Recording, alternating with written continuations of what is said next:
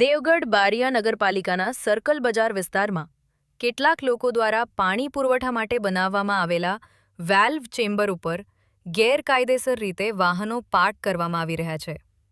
આ કારણે પાણીના વાલ્વ સમયસર ઓપરેટ કરવામાં મુશ્કેલી પડે છે, જેના પરિણામે નગરજનોને પાણી પુરવઠામાં વિક્ષેપ પડે છે, તેમજ આ પ્રવૃત્તિ સરકારી મિલકતને નુકસાન પહોંચાડતા હોવાનું નજરે પડી રહ્યું છે। નગરપાલિકાના સત્તાધીશો દ્વારા સ્પષ્ટ સૂચના આપવામાં આવેલું કે વાલ્વ ચેમ્બર ઉપર વાહન પાર્ક કરવું કાયદેસર ગુનો છે।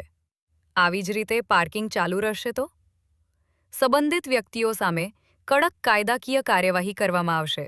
આ બાબતે નગરપાલિકા ચીફ ઓફિસર દ્વારા ટ્રાફિકના નિયમોનું પાલન કરાવવા પોલીસ સ્ટેશનના પીઆઈને લેખિતમાં પણ જાણ કરવામાં આવી।